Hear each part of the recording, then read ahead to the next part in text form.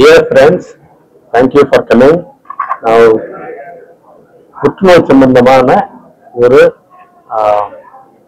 Conference இது நடத்துறோம். இதுல தமிழ்நாட்டில் உள்ள முக்கியமான மருத்துவர்கள், புற்றுநோய் வைத்தியம் பண்ற மருத்துவர்கள் இங்க வந்திருக்கிறாங்க.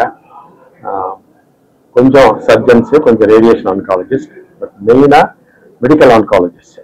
ஏன்னா சாதாரணமா இப்ப இருக்கிற புற்றுநோயை வந்து சர்ஜரி மூலமாகவும் ரேடியேஷன் மூலமாகவும் 100க்கு ஒரு 25 பேரை தான் குணப்படுத்த முடியும்.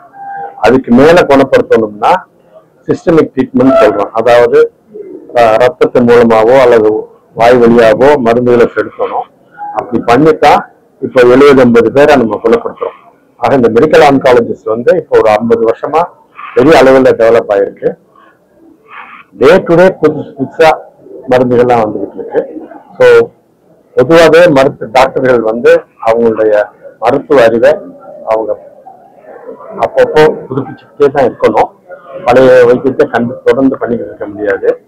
ஆனா புற்றுநோய் வைத்தியத்துல இன்னும் அதிகமா அதை பண்ணணும். பழைய வைத்தியத்தை மறந்து புது வைத்தியத்தை அவங்க ஞாபகம் வச்சுக்கிட்டு அதை பண்ணணும். நிறைய வைத்திய வசதிகள் வந்துருச்சு. வெறும் கீமோதெரப்பி மட்டும் இல்லாம டார்கெட்டட் தெரப்பின்னு சொல்லி அந்த புற்றுநோய் திசுக்களை மட்டும் கொல்ற மாதிரி உள்ள மருந்துகள், அது போக நம்முடைய எதிர்ப்பு சக்தியே பூஸ்ட் பண்ணி இம்யூனோ தெரப்பின்னு சொல்றோம், புற்றுநோயை அழிக்கிறதுக்கான புது மருத்துவ வசதிகள்லாம் வந்திருக்கு. இது சம்பந்தமா பேசுறதுக்கு தான் இப்ப இந்த 1.5 நாள் இந்த கான்ஃபரன்ஸ் நடத்துறோம். கிட்டத்தட்ட தமிழ்நாட்டில் உள்ள அவ்வளவு புற்றுநோய் மருத்துவர்களே வர்றாங்க. இன்னும் ஈவினிங் எல்லாம் இன்னும் வருவாங்க.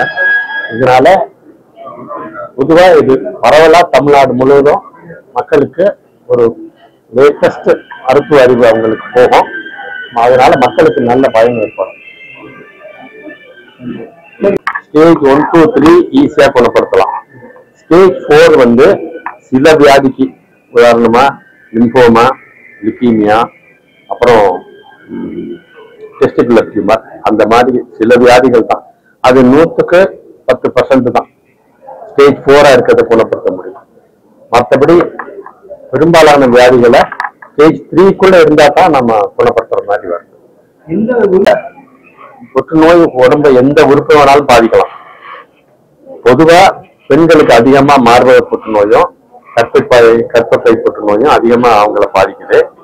ஆண்களை பொறுத்த வரைக்கும் தொண்டைவாய் புற்றுநோய், நுரையீரல் புற்றுநோய், பெருங்குடல் புற்றுநோய், பிராஸ்டேட் புற்றுநோய், இதெல்லாம் அதிக அளவுல மக்களை பாதிக்கும்.